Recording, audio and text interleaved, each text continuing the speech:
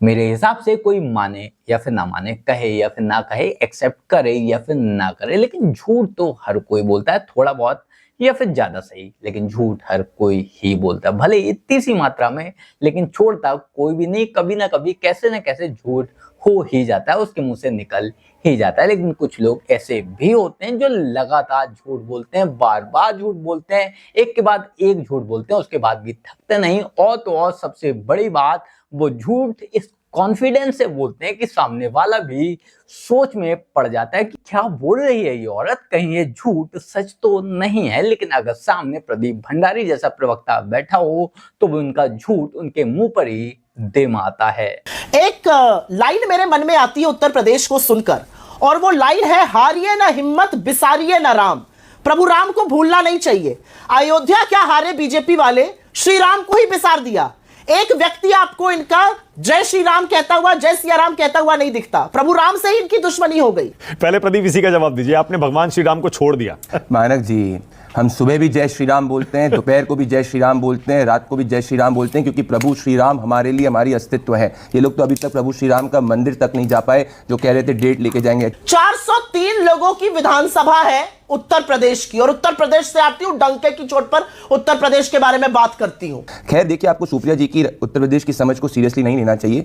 महराजगंज के अंदर इनके डिपॉजिट जब्त हुए थे। समाजवादी पार्टी की बैसाखी के नाम पे सिंगल डिजिट वोट शेयर इनको मिला है। अगर इनमें सच में इतना उत्तर प्रदेश में कॉन्फिडेंस है तो अकेले लड़के देख लें, पता चल जाएगा जो हुआ था। तो इनका काम ही है सुबह से शाम तक सोशल मीडिया टेलीविजन पे फेक न्यूज फैलाना। एक और बार मैंने इनको फैक्ट चेक कर दिया, इसीलिए लोग की जमानत जब्त होती है। सुप्रिया ने वैसे तो हमेशा ही अपने डिबेट्स में अपने झूठ, अपनी बदतमीजी और गालीबाजी के लिए जानी जाती है, लेकिन आज के डिबेट में इसने थोड़ा ज्यादा ही कर दिया था, इसलिए इसे जवाब भी थोड़ा ज्यादा, थोड़ा एक्स्ट्रा, थोड़ा लार्जर देन लाइफ मिला। बाकी क्या कुछ है डिबेट में, इस बहस में, आप खुद देखिए। सुप्रिया, पहले तो आपको मुबारकबाद, जैसे बीजेपी को मुबारकबाद हरियाणा के लिए, इंडिया गठबंधन की सरकार जम्मू कश्मीर में बन रही है उसके लिए बधाई।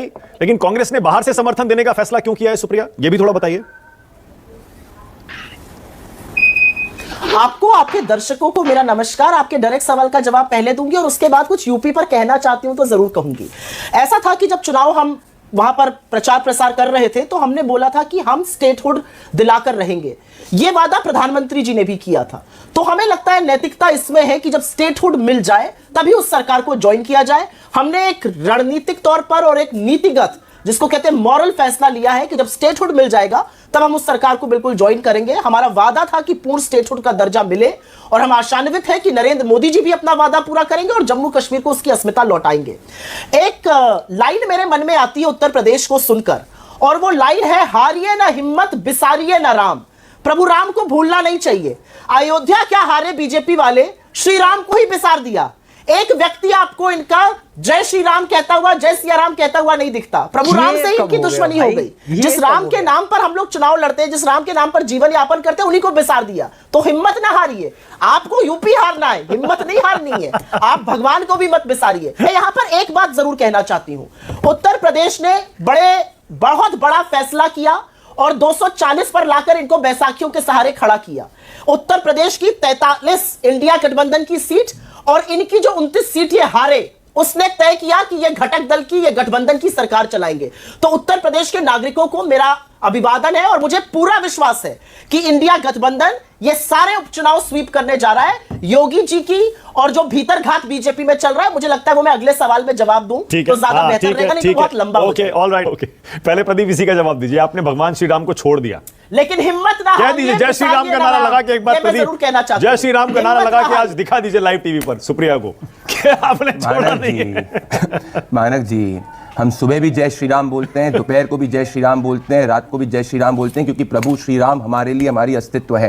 ये लोग तो अभी तक प्रभु श्री राम का मंदिर तक नहीं जा पाए, जो कह रहे थे डेट लेके जाएंगे। अच्छी बात है कि साजन जी कम से कम प्रभु श्री राम का नाम तो लिया। खैर देखिए, आपको सुप्रिया जी की उत्तर प्रदेश की समझ को सीरियसली नहीं लेना चाहिए। महराजगंज के अंदर इनके डिपॉजिट जब्त हुए थे, और लड़की हूँ लड़ सकती हूँ की बात करने वाली कांग्रेस पार्टी 90% सीट्स के अंदर उत्तर प्रदेश चुनाव 2022 के अंदर जब प्रियंका वाड्रा ने कैंपेन किया था, डिपॉजिट जब्त हुए थे।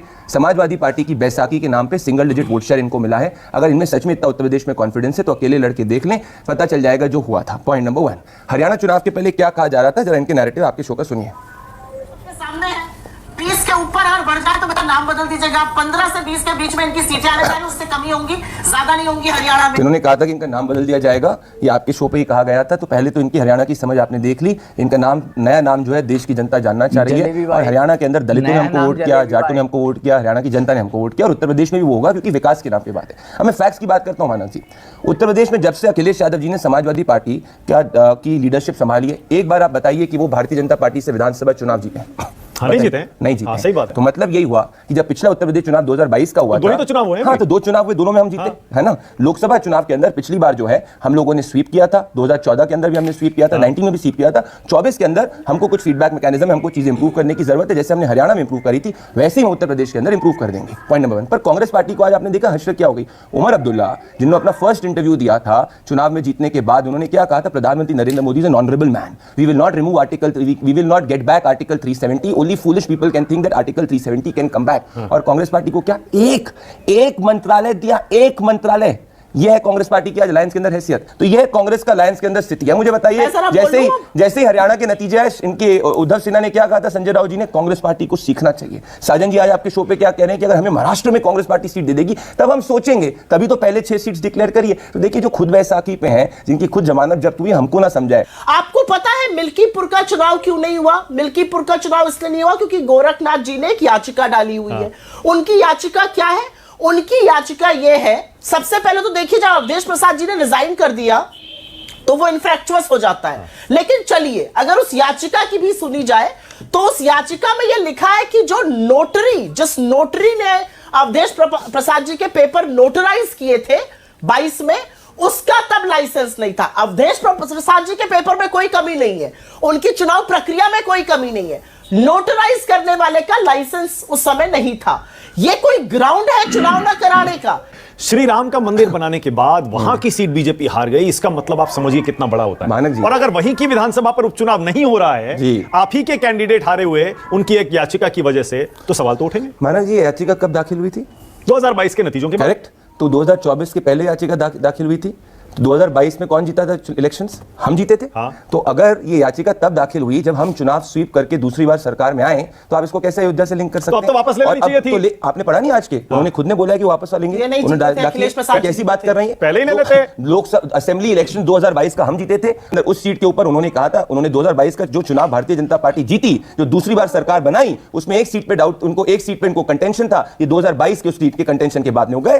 तो भाई 2024 के लोकसभा नतीजों के पहले ये याचिका दाखिल हुई। प्रभु श्री मान लीजिए जो राहुल गांधी और अखिलेश यादव की तस्वीर आज आई है ना जम्मू कश्मीर से, आपके सीने पर छुरियां चल रही हैं, क्योंकि यूपी वैसे ही आपका वीक लिंक हो गया, मानक कमजोर कड़ी हो गई है। मानक जी, अगर ये दोनों मिल गए, बहुत अच्छी बात है। मैं तो चाहता हूं मिले। 2017 में क्या हुआ था आपको याद है? जब प्रशांत किशोर जी इनके स्ट्रेटेजिस्ट थे, क्या कॉइन किया गया? 17 नहीं है अब ये। अरे तो 24 है। तभी तो हरियाणा के अंदर, मानक जी, तभी तो हरियाणा में तीसरी बार ऐतिहासिक रूप से प्रो इनकम्बेंसी सरकार हमने रिपीट करी है। 24 है। महाराष्ट्र में भी सुप्रिया आपका जवाब दे रही है। उसके बाद आगे जा रहा हूं मलूक नागर और आशुतोष के पास। बोलिए सुप्रिया, आपकी बारी है।